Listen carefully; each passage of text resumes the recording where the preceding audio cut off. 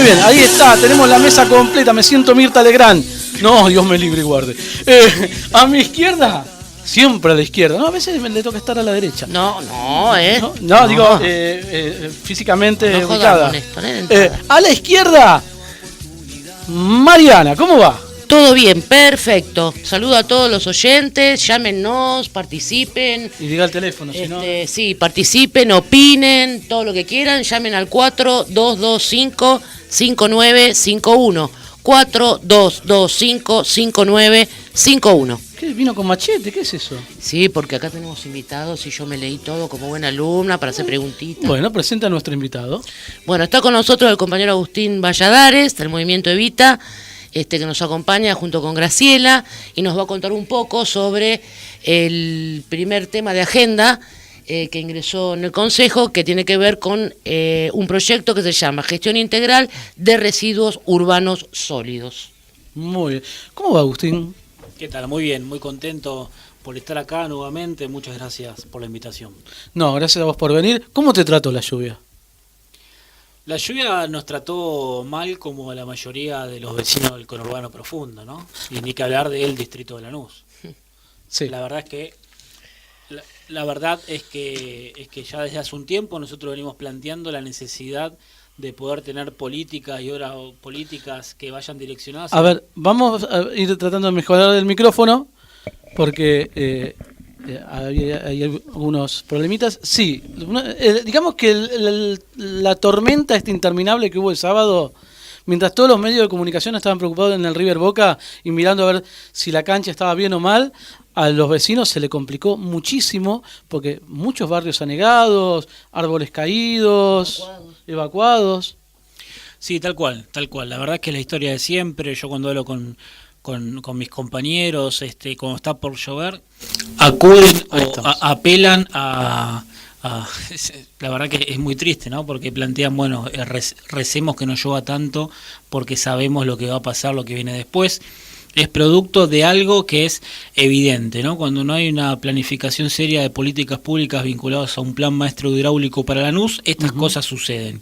Desde una limpieza sistemática de las cuencas, desde una limpieza planificada de sumideros, desde una política para una gestión integral de la basura, desde la erradicación de los basurales, de algo tan básico como tiene que ser un enrejamiento de los sumideros del distrito, desde falta de una poda planificada de árboles. Son todas cosas que van sumando y que van generando estas consecuencias que se viven, digamos, a carne propia, con cientos y cientos de vecinas y vecinos de Lanús que pierden absolutamente todo, ¿no? Absolutamente todo. Esas son las causas. Y las consecuencias, no hay una política tampoco para poder afrontarla. Hoy en día el Estado municipal no está preparado para resolver enmarcado en un comité de crisis, en un comité de urgencias, como lo querramos llamar, para resolver los problemas de las inundaciones del distrito.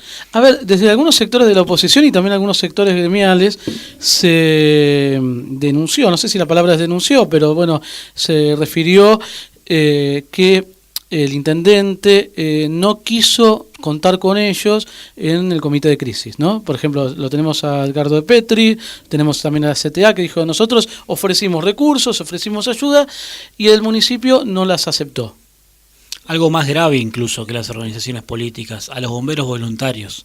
Los bomberos voluntarios que son excepcionales en el distrito, que la están peleando muy solos, pero que además son los que tienen las herramientas para poder también afrontar este tipo de cosas, no estuvo contemplado dentro del comité de crisis que lideró el intendente, o así se hizo mostrar a través de las redes sociales. Un videíto. Hoy en día los que estuvieron fueron Defensa Civil, que vaya mi saludo y mi agradecimiento a los trabajadores municipales, a los trabajadores de Defensa Civil, que le han puesto muchísimo el pecho a la situación, pero con eso no alcanza, tiene que ver con tener una política de Estado que lo respalde y con infraestructura, con un desarrollo para poder afrontar este tipo de cosas.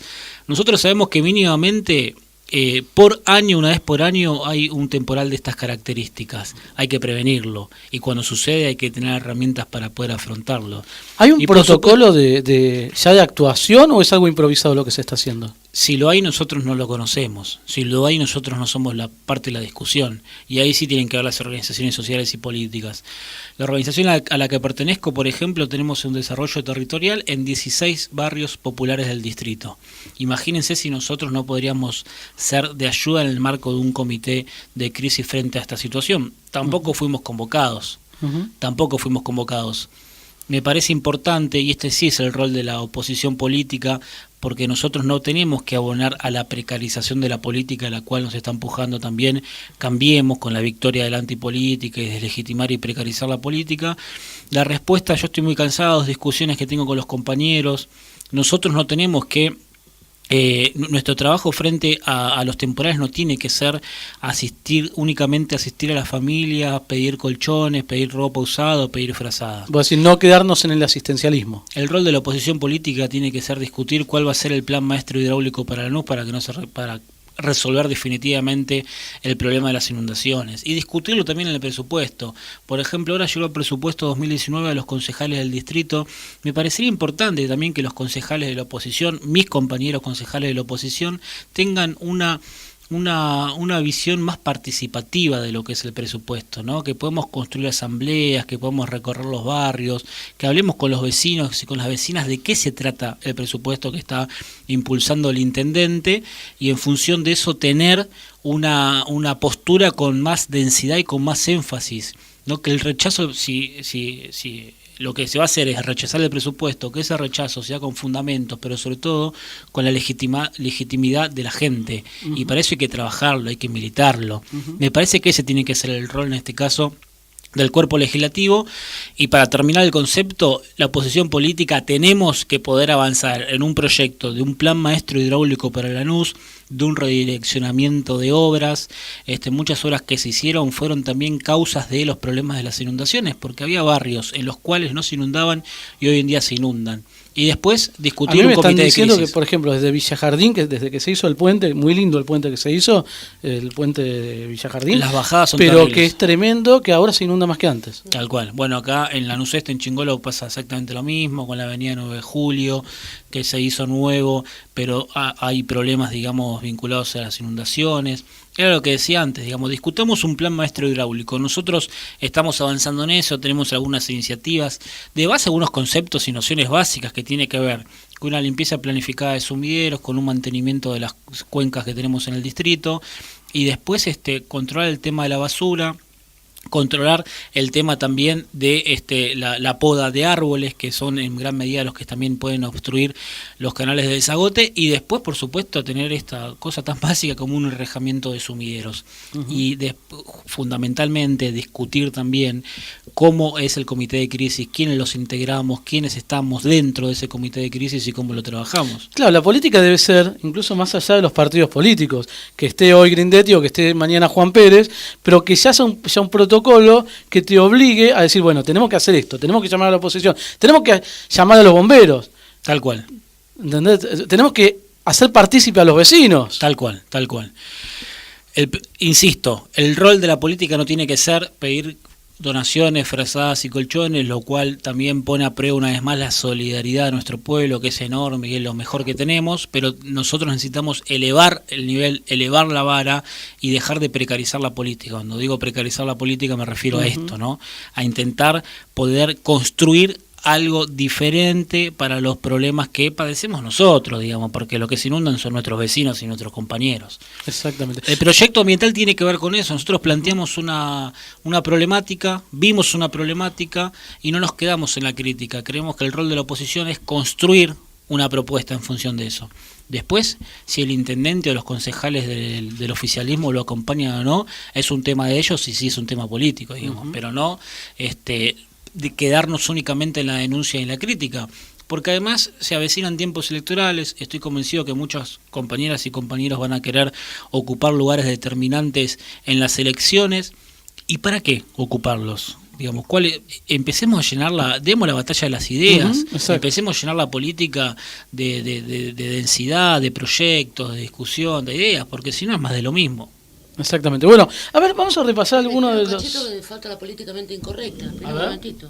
Bueno, Con lo que dijo el compañero. La pregunta animal de Mariano. No, con lo que dijo el compañero estoy de acuerdo, en esto coincido, lo que yo pienso, esto me hago cargo de lo que yo digo. Sí. Me parece que no tenemos estas cuestiones que dice el compañero, no solo porque no plantean estas ideas para que se trabaje, sino porque la realidad es que también hay una voluntad de no hacer.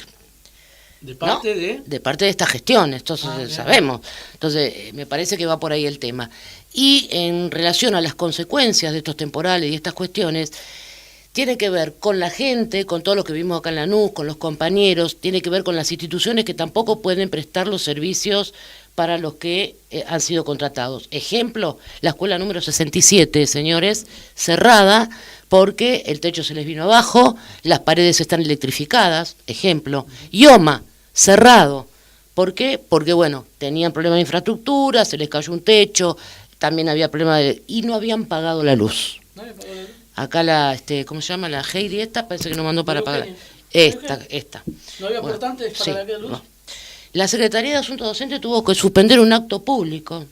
Mi vida, yo estaba esperando el acto público. Bueno, también, por la misma historia. ¿Usted vio el video del Hospital Evita? Sí.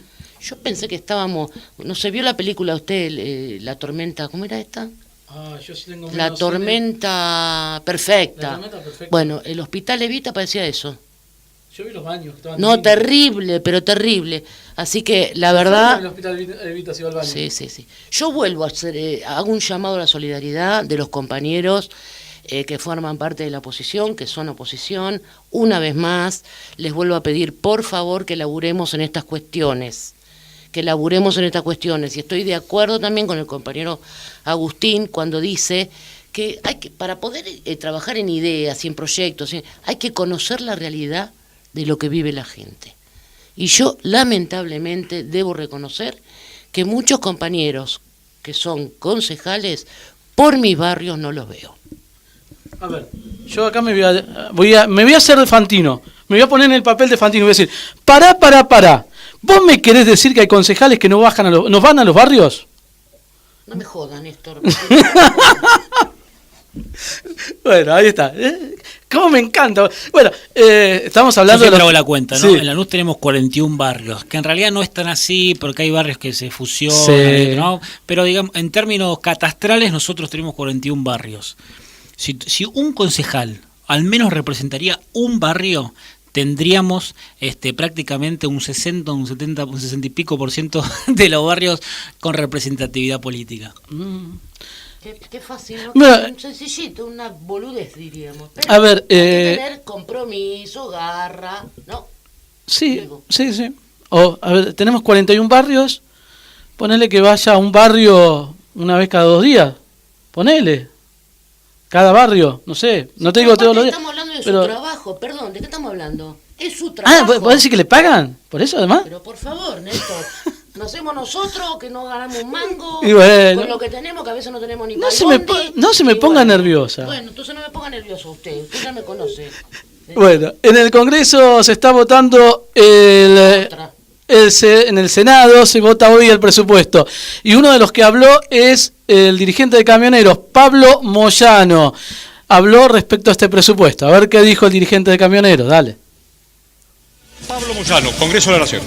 Y es solamente para pagar los intereses de la deuda. Por eso hemos felicitado y ellos también han salido fortalecidos por el acompañamiento de este frente sindical. Hemos estado con el compañero Fuentes, con el compañero Pino Solana, bueno, con la totalidad, con la gran mayoría de los que hoy van a rechazar este presupuesto y aquellos compañeros que hacen campaña política con los cuadros de Perón y Evita, cantando la marcha peronista y que están indecisos, le pedimos, le exigimos, en nombre de millones de trabajadores, de jubilados y de compañeros que hoy no tienen trabajo, que rechacen este presupuesto que va a traer muchísimas necesidades a las futuras generaciones. ¿Es un mensaje directo a Pichetto? ¿Es un mensaje directo al senador Pichetto? Es un mensaje directo a los que tienen la responsabilidad y a los que fueron votados para defender los intereses de los trabajadores. Pablo, ¿qué opina de la renuncia de Jorge Triaca, la renuncia?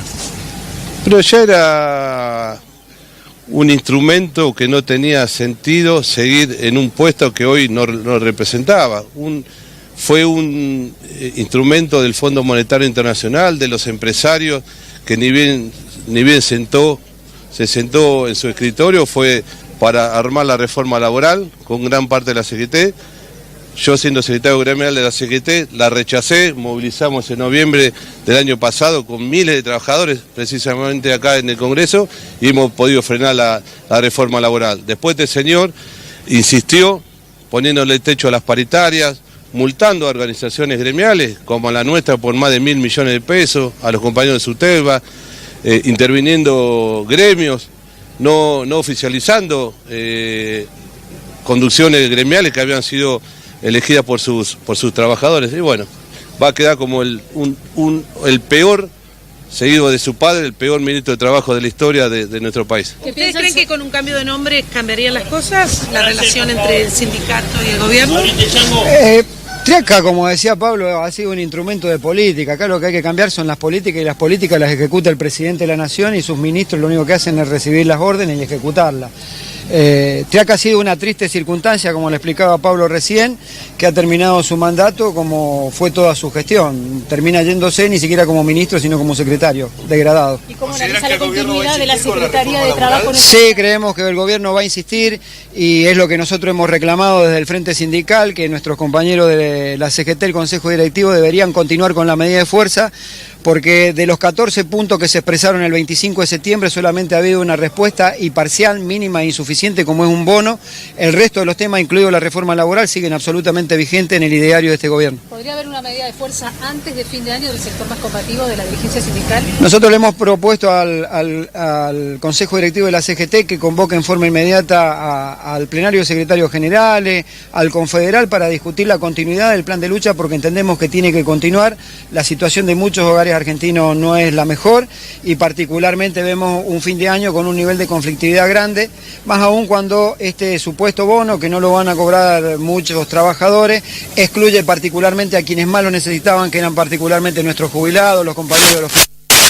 ¿Cree que traiciona el peronismo Pichetto votándole el presupuesto a Macri? No, el peronismo. Si él ha consensuado con el gobierno, traiciona a sus votantes y a los millones de trabajadores y jubilados, y a los compañeros que hoy van a ser perjudicados a partir del año que viene. Yo creo que traiciona a su votante, y por supuesto, si hizo campaña cantando la marcha y hoy vota en contra, por supuesto traiciona. Yo soy peronista y a mí me traiciona. Como me traiciona a mí como peronista, va a traicionar a muchos dirigentes y a muchos trabajadores.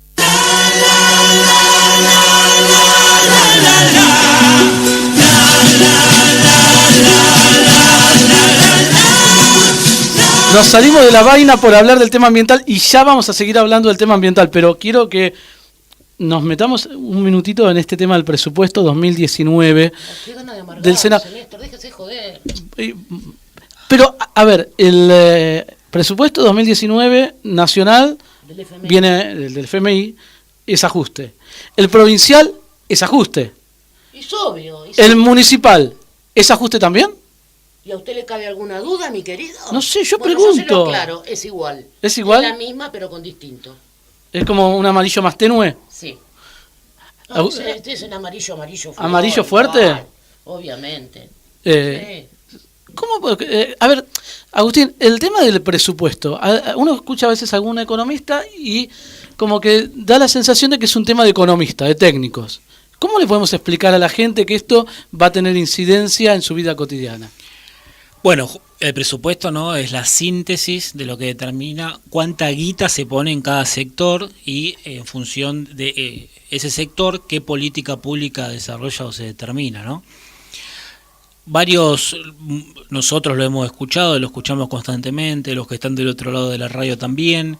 El presupuesto es un traje a medida del Fondo Monetario Internacional. El Fondo Monetario Internacional, los intereses que tiene con la Argentina, como con todos los países o estados con los cuales contrae deuda, es poder, digamos, justamente hacer un negocio que sea rentable. Para que sea rentable necesita tener una nación un estado completamente desintegrado, con un achicamiento muy importante, desmembrado también. Y así todo, digamos, es el Fondo Monetario Internacional el que nos plantea que si nosotros hacemos los deberes como ellos nos dicen, recién en 2021 vamos a obtener un crecimiento anual de un 3.2%, un 3.3%. Hasta esa fecha vamos a tener default por un lado y por otro lado no vamos a tener crecimiento anual. Eso determina, digamos, cuando hablamos de crecimiento, ¿de qué hablamos? Bueno, hablamos de menos industrias, hablamos de la situación. El otro día hablaba con gente de la Unión Industrial del distrito, porque hay delegaciones, y nos planteaban, imagínense que los muchachos no son los más revolucionarios del mundo, sin embargo coinciden, como también conseguimos nosotros, que el crecimiento de un país, sobre todo la Argentina, está basado con una fuerte impronta industrial, ¿no? El valor agregado, el desafío que tenemos también de ponerle valor agregado a nuestra matriz productiva, que sigue siendo agroexportadora. Un mandato más de este modelo económico nosotros no lo aguantamos. No lo aguantamos, quiere decir que nos desintegramos. Al no haber industria, no hay empleo, no hay trabajo. Al no haber trabajo, sabemos lo que sucede. Hay hambre. Perdón, ¿no? Sí, sí. Hay hambre, y el hambre hoy en día es la protagonista de todas las demandas sociales. Nosotros venimos planteando con varios diputados de Red por Argentina, que estamos impulsando con los diputados de nuestra organización, que es el Movimiento Evita, con Felipe Solá, con Facundo Moyano, con Victoria Donda, y con otros diputados que también, Daniel Arroyo, y con otros diputados con los cuales venimos trabajando de manera conjunta, impulsando un proyecto de ley de emergencia alimentaria, porque hoy en día 1 de cada 3 pibes en Argentina come en un comedor escolar, de una iglesia, una organización social, una organización política. Creemos que es fundamental, ¿no? Y también esto, cómo las políticas económicas van abonando a esta idea de la precarización política, porque hoy en día discutimos el hambre, discutimos los alimentos, y nos va corriendo de eje, claro, y se nos imposibilita discutir esto, ¿no? Bueno, ¿cómo le ponemos valor agregado a la soja, ¿no? Básicamente, para poder justamente aumentar nuestras arcas y generar una redistribución del ingreso un poco más justa. En ese sentido, el proyecto de emergencia alimentaria plantea, porque visibiliza la necesidad de que hoy en día tenemos que discutir el hambre en la Argentina, digamos, y esa es la situación en la cual estamos atravesando y la cual nos viene empujando este presupuesto. Este proyecto de emergencia alimentaria plantea, entre otras cosas muy interesantes, duplicar algo tan simple como duplicar las partidas en alimentos del Estado Nacional. Por supuesto, el gobierno de Mauricio Macri no lo va a acompañar. En alimentos para los comedores. El alimento es todo lo que es el servicio para comedores, para merenderos, o el alimento como medidas prestacionales que se lleva adelante en diferentes, digamos, puntos de la Argentina. Para implementar esa ley se necesita la misma cantidad de plata que es parte del presupuesto también, que se va a hacer para resarcir las empresas energéticas por la corrida cambiaria. Es una decisión política, es decir, vos o le das la plata a las energéticas, exacto, que se están ganando, sí, la están juntando en pala, sí, o le da la plata a los que necesitan para morfar. Para hambre, ¿no? La situación del hambre.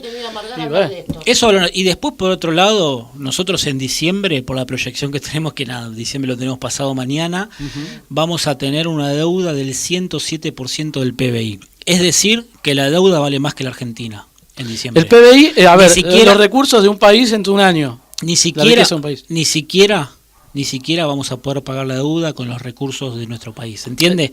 El 100%, la deuda expresa el 107% del PBI en diciembre. A ver, o sea, que el Estado recauda todo. Si el día de mañana dice el Estado, José Estado, yo le doy al FMI, todo lo que recaudo, le doy al fondo, no le alcanza. No le alcanza.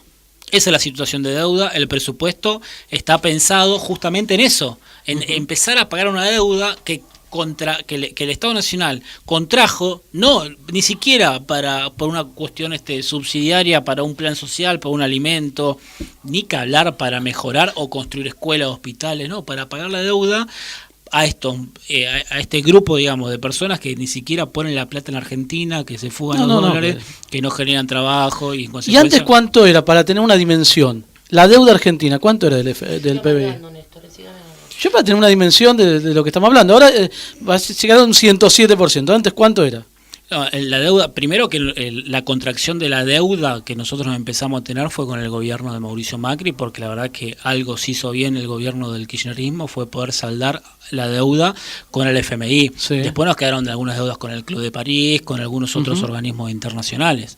Digamos, entonces, en menos de un año y medio nosotros tuvimos una contracción de deuda que ni siquiera nos hace alcanzar poder pagarlo como planteamos con todo nuestro PBI.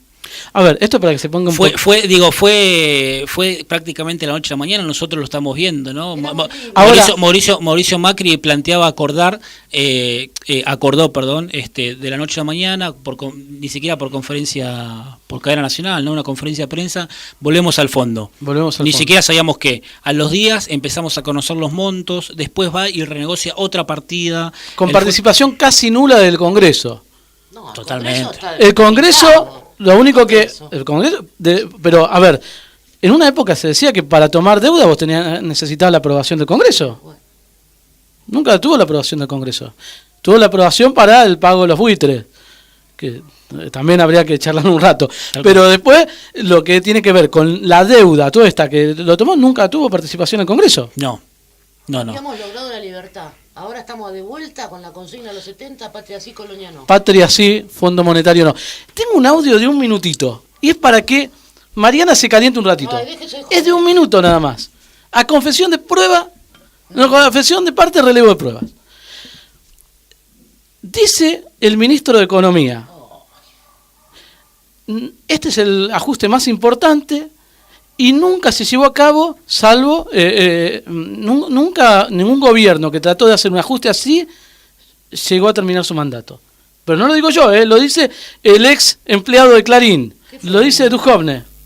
Pero presta atención, es 1 minuto, empieza como en vole hablando de cositas técnicas, qué sé yo. Pero fíjate, presta atención porque es como un sincericidio del ministro de Economía clarinista. Ay, muy bien. Ahí está. Vamos a enfriar la economía. Dale. Tengan en cuenta que la Argentina entre este año y el año próximo está haciendo un ajuste fiscal de casi 3 puntos del producto. Nuestro déficit en la cuenta corriente del balance de pagos va a caer de unos 5 puntos del PBI a 1,5 puntos probablemente.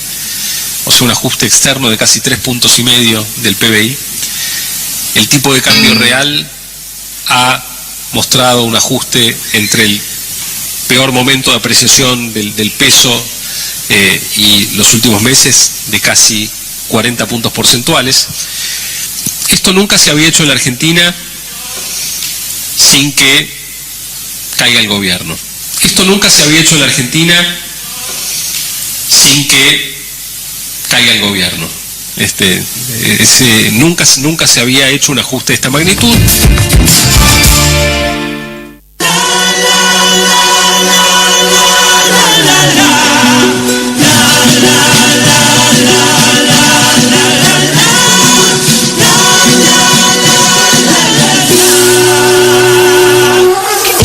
A ver, ¿qué quiso decir? Te lo resumo. Sí. Una palabra. Sí, pelotudo. Ya está. No entiendo el eufemismo. No me venga a mí con metáfora ni con palabra rara, ¿vio? Directo, así, no me venga con palabra rara. No resiste ni el menor análisis. No me venga con palabra rara. El hombre de Clarín es un periodista. ¿Qué es periodista, economista? ¿Qué carajo es este muchacho? Bueno, pero es un sincericidio casi eso, ¿no? Totalmente. Es decir, bueno, sabemos que con esto estamos firmando... No sabemos... Divertido, no me digas. Si hay algo que soy divertido, cuando el otro empieza a hablar, que dice, que no sé, es divertido. Pero te está diciendo, no sabemos si lo estamos llevando... A ver, los tipos que están afuera, que tienen que invertir, lo escuchan a este tipo y dicen, yo no llevo la plata ni en pedo. ¿Es así? ¿O no? Agustín, ¿qué te surge de este comentario, este sincericidio del ministro? La verdad es que ya nada nos sorprende. Nosotros creemos que, como dicen algunos compañeros, que Macri ya fue, ¿no? Y el problema ni siquiera es Mauricio Macri, que es la expresión diabólica de lo peor del sistema que está llevando a miles y miles de argentinos al abismo, ¿no?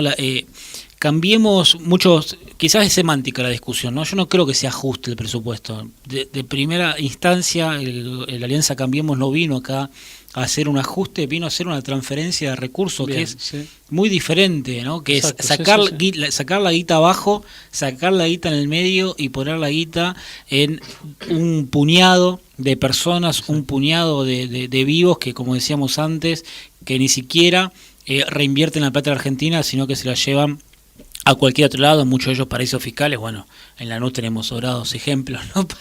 para hablar de esa situación. Me parece que ahora ni siquiera es transferencia de recursos, es saqueo. hay un saqueo tan grande. Yo a veces pienso, imaginémonos en octubre cuando Mauricio Macri pierda las elecciones, porque así va a ser. ¿Es una expresión de deseo? ¿Vos estás de verdad seguro que No, yo estoy convencido. Yo estoy convencido. Yo estoy convencido que el gobierno Mauricio Macri se termina y nosotros lo tenemos que hacer que se termine institucional y políticamente. Pero el gobierno Mauricio Macri se va a terminar y hay una dinámica hacia la unidad muy importante de la oposición, de la cual somos parte, y soy muy optimista que vamos a poder construir una alternativa superadora para nuestro pueblo. Pero a veces pienso, ¿no? De octubre a diciembre, en esos meses, en esos días, ¿no? Entre su derrota y la asunción de el nuevo o la nueva presidente de la Argentina, la cantidad de guita que se va a fugar va a ser fenomenal. Sí, si ya fueron 30.000 millones de dólares. Pero a eso voy. Pero no tenemos ninguna herramienta como para defendernos de esto. Es decir, nosotros el 51% de la población lo eligió y después lo volvió a elegir en el 2019. 17. Y es como decirle, bueno, chicos, hagan lo que quieran. O sea, no pueden, no hay herramientas, instrumentos institucionales para detener esta transferencia o este saqueo. Sí que lo hay.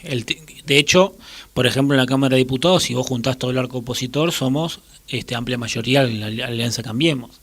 El problema, por supuesto, es político. El problema es que hay muchos sectores de la política que se dijeron oposición, pero fueron muy benévolos con las medidas del gobierno de Mauricio Macri. El problema es que nosotros tenemos que dar una discusión muy fuerte con el tema de la representatividad política. Hoy en día la política dejó de representar en gran medida, y entonces los diputados o los legisladores en general, en el distrito, en la provincia y en la nación, votan de una u otra manera en función de sus intereses. Lo vimos en la votación en diputados, con varios diputados del interior, ¿no? Que dieron su voto a favor y canjearon que en su provincia o en su ciudad le construyeran un puente, le construyeran una obra.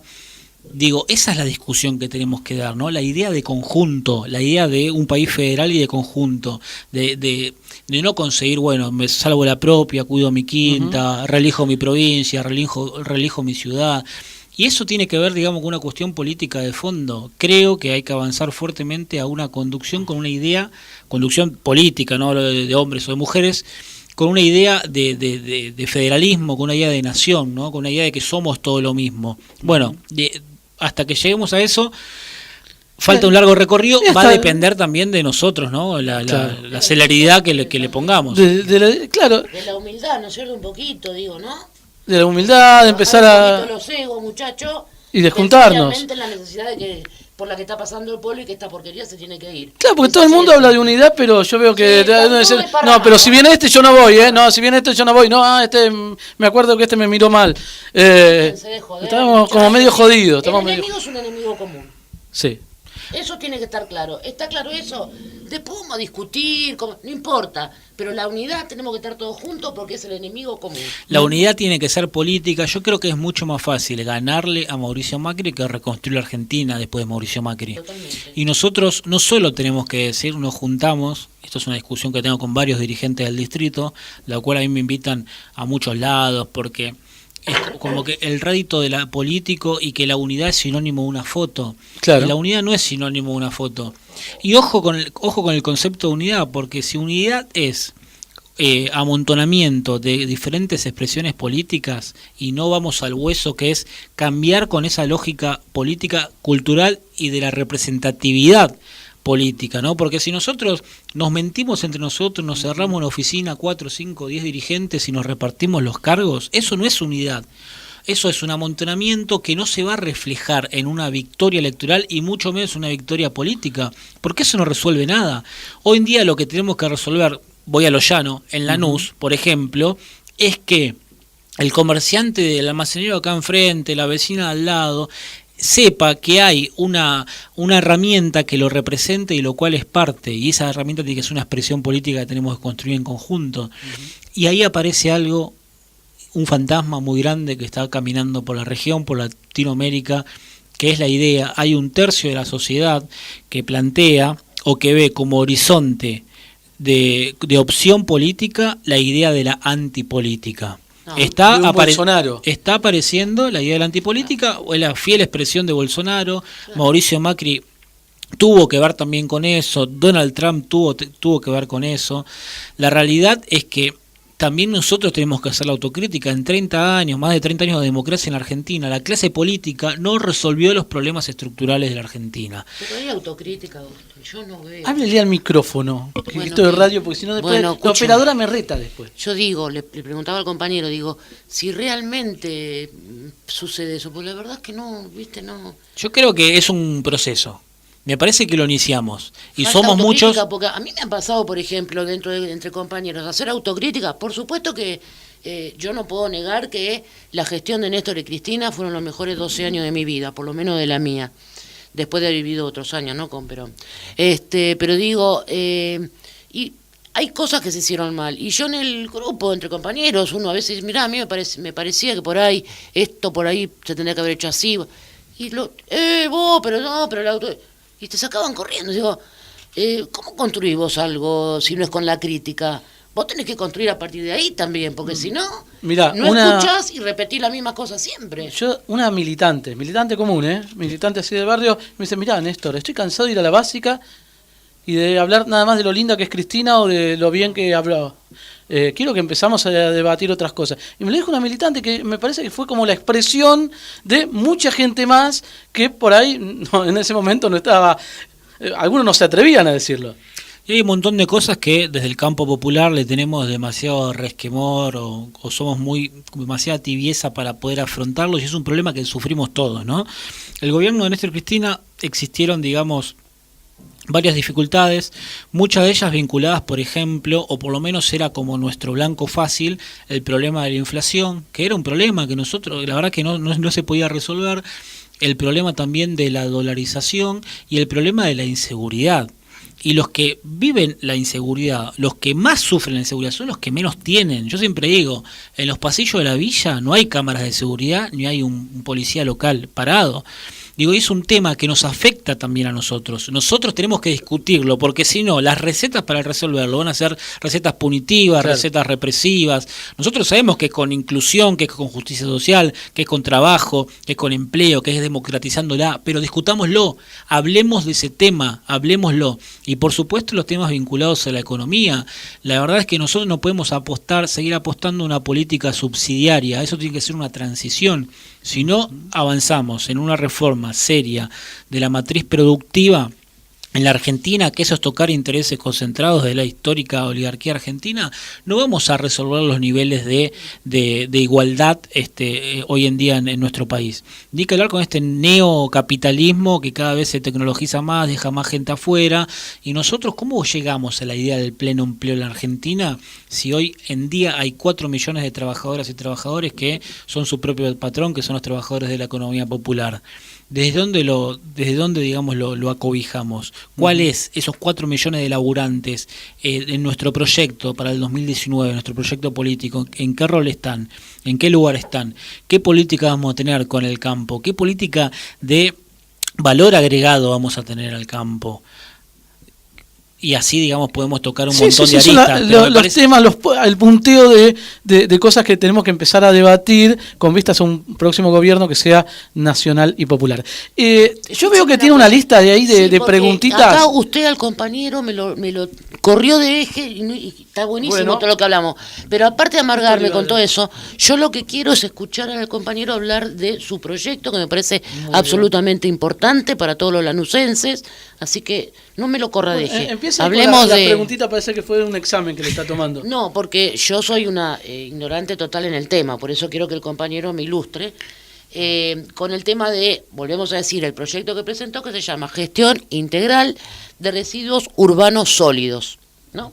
Entonces yo lo que le quería preguntar, en un momento habla de la génesis, del estudio de la génesis de los basurales. Lo que yo pude interpretar, modestamente, es investigar cómo se van formando esos basurales. Esto es así.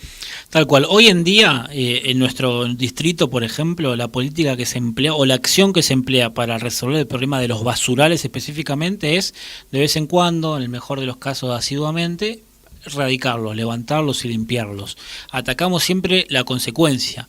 Cuando hay un basural es una luz roja que se enciende de que hay un camino detrás que se hizo mal. hay algo que no se pudo gestionar integralmente, el problema de los residuos sólidos urbanos.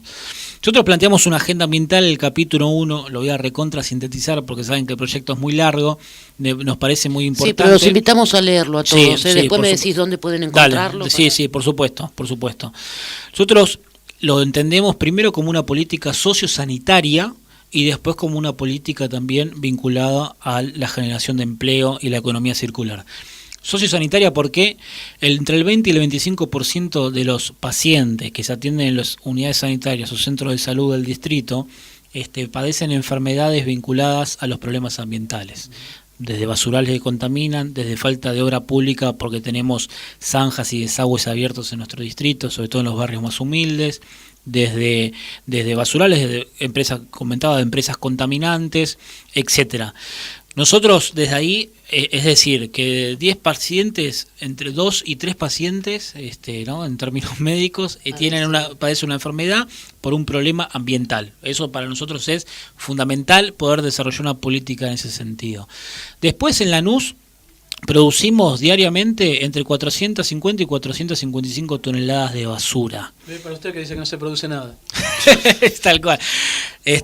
Producimos entre 400 y 455 toneladas diarias de basura, es decir, que el SEAMSE todos los días entierra de nuestro distrito esas toneladas de basura.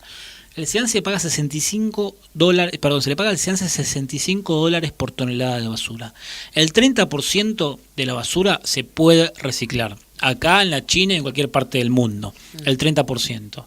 Se reduce un 70% en volumen, un 40% en peso.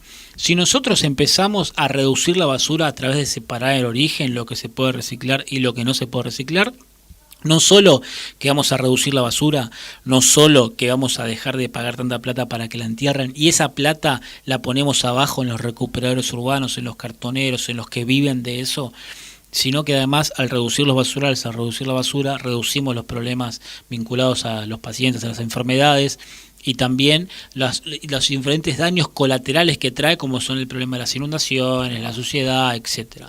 Ese es, digamos, el concepto general.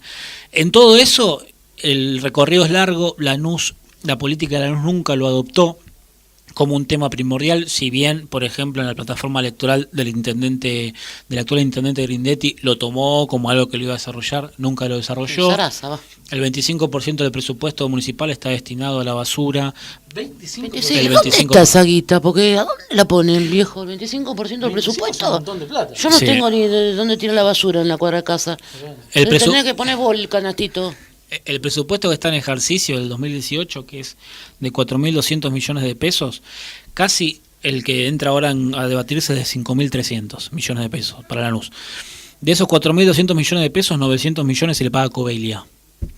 Entendiendo que además Covelia no hace la recolección domiciliaria porque hay muchísimos barrios populares en Lanús que no tienen las arterias y no hace la recolección domiciliaria.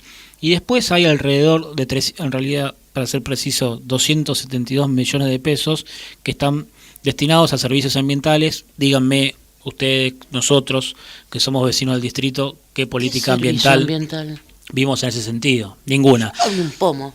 Por eso digo, no es un problema de presupuesto, no es un problema de dinero, es un problema de desarrollar una política que lo condicione y nosotros decimos, bueno, este es un problema, esta es nuestra propuesta. ¿Cuál es la...? Sí. Pero no, yo me quedo picando. Cuando vos decís, hay tanta plata, y nosotros, como los vecinos, decimos, no la vemos esa plata. No. ¿Hay posibilidad de hacer un pedido de informe al señor intendente? Decir, mire, ¿cómo se está gastando esta plata? Sí, por supuesto que hay posibilidades. Hay posibilidad de dibujar todo. No, pero hay posibilidades de hacerlo desde el cuerpo de concejales. El oficialismo es mayoría en los concejales porque tiene el voto doble del presidente, pero nosotros tenemos que buscar legitimidad abajo, legitimidad social. Si nosotros discutimos entre los concejales, ¿no? Entre ellos los 24 concejales, y queda ahí nada más, y la política queda en el recinto, nunca vamos a tener el peso suficiente para poder dar esa discusión y ese debate. Si nosotros hacemos parte a la sociedad, que es la que padece este problema de esos debates, la correlación de fuerza va a ser otra, y va a ser diferente, o al menos lo vamos a dejar recontra en evidencia de que no se está invirtiendo y que esos fondos no están llegando a destino. Nuestro proyecto ambiental que intentamos darle con esa lógica. Nosotros conseguimos que la política pública, para que no esté destinada al fracaso, tiene que nacer en el barrio y terminar en el recinto. Es la mejor manera, porque los que padecen los problemas son las vecinas y los vecinos de Lanús. Planteamos, entre otras cosas, de la agenda ambiental, bueno, primero, y también de paso respondiendo a las preguntas. Sí, porque yo después te voy a mandar por correo toda esta lista de preguntas y si no nos las mandás. Sí, en múltiple choice Sí. nos mandan. Estudio de génesis de microbasurales, de basurales en general. ¿Por qué es importante? Justamente porque si aparece un basural acá en la esquina y viene el municipio y lo levanta, mañana va a aparecer de vuelta. O en vez de acá a la esquina va a aparecer en otra cuadra. Nosotros necesitamos estudiar cuál es la génesis. Es decir, ¿qué se origina? ¿Y qué basura hay? Hay basura que está producida por fábricas, por empresas, hay basura que está producida por comercios, es basura de los vecinos de a pie, es basura que viene desde otro lado y la tiran en la esquina. Eso es básico, es un diagnóstico para saber de dónde se origina el basural, de dónde se origina la basura. Esto no lo inventamos nosotros, hay en la Universidad de Lanús, de la universidad en la cual trabajo, hay una carrera por excelencia que es gestión ambiental urbana, que se dedica específicamente a esto, entre otras cosas, digamos, así que desde ahí hay una apoyatura muy importante para poder resolver o avanzar en este proyecto. Eso en relación a la génesis de los microbasurales. En relación al mapa, nosotros planteamos... Sí, el mapa de gestión de residuos. Exacto. Nosotros creemos, como buen peronistas que somos, que no se puede gobernar lo que no se conoce. Hoy en día no hay datos de cuántos puntos de arrojo, microbasurales, macrobasurales o basurales a cielo abierto hay en el distrito. No hay siquiera un relevamiento de eso. No hay un relevamiento, con la característica de que los basurales, sobre todo los puntos de arrojo, que son, digamos, los que se van originando, son muy fluctuantes, ¿no? Un día están en una esquina, lo limpian, después pasa a 2 cuadras, a 3 cuadras. Y como el Seibo frente al cementerio. Sí, el cementerio es fijo. Bueno, pero ese no, ese es un basural a cielo abierto, ¿no? Sí, o un macrobasural, un basural a cielo abierto, sabemos que está, ¿no? Entonces, ¿qué hay un basural a no cielo abierto? Perdón, no, digo, eso se determina según las dimensiones de los basurales. Ah, ahora sí. Los basurales a cielo abierto son cuando directamente están instalados, como el del Seibo, están instalados. Claro. ¿Por qué hay tanta basura en el Seibo? Y porque hay 3.500 personas enfrente que viven en un barrio que tiene 20 y pico de manzanas, donde el basurero no pasa. Claro. Entonces los vecinos todos los días tienen que ir y tiran y sacan la basura en 2 volquetes que son insignificantes, que se desborda, y si a eso le sumás que no se recoge la basura todos los días, se genera este problema, ¿no? Entonces hay causas. Si te lo sintetizo, el mapa de la basura, ¿cómo lo hacemos? A través también de denuncias ágiles de los vecinos del distrito. Hoy en día es muy engorroso denunciar un basural, por eso planteamos la creación de una línea telefónica 0800 específica para la denuncia de basurales y la creación de una aplicación para celulares que también correría y lo diseñaría la licenciatura en sistema de la Universidad de Lanús, para que los vecinos puedan, hoy en día todos tenemos un celu, o la gran mayoría tenemos un celu, como tenemos la aplicación de Facebook, tener la aplicación del mapa integral de la basura para también agilizar la denuncia. Exacto, agilizar la denuncia, y además ahí también planteamos algunos juegos interactivos para los más chicos para que se vayan socializando con este tema. Un grosso. La verdad, un grosso. Espere, no me agarre el micrófono. Rápido, lo digo rápido. Inauguración de la UB, Casa del Encuentro, jueves 15 de noviembre, 19 horas. Este jueves. Mañana. Vayamos. Quiero decir algo. Defendemos y acompañamos la lucha de los profesionales de la salud de la Ciudad de Buenos Aires que quieren pasarlos de profesionales a personal administrativo. De las enfermeras. Exactamente. Y un recordatorio, el nacimiento del compañero John William Cook, a quien el general, en su momento, cuando estaba en Caracas, Venezuela, en el año 56, le mandó una carta diciendo que si a él le pasaba algo, él iba a quedar al mando del Movimiento Nacional Justicialista. El delegado de Perón. A su memoria, John William Cook. Muy bien. Nos tenemos que ir porque si no nos matan. Agustín, mil gracias. Y un día vamos a hacer un programa de 2. No, tiene que seguir viniendo porque quedaron todas. Tenemos que hacer un. No, ahora te la manda y te la manda por correo la respuesta. Un día vamos a hacer un programa de 2 horas. Ya te convoco públicamente y te comprometo públicamente para hablar estrictamente de política y unidad. Vamos a hacer un debate con diferentes compañeros de Encantado. Diferentes espacios, así que para hablar de la famosa unidad. De cómo se construye la unidad. Muy bien, muchas gracias. Gracias a ustedes por venir y un orgullo de tener pibes jóvenes que en esta cabeza, esta apertura, estas ganas de construir. Señores, gracias por estar. Esto fue Mejor Salir. Ya llega Actualidad Granate. Un abrazo.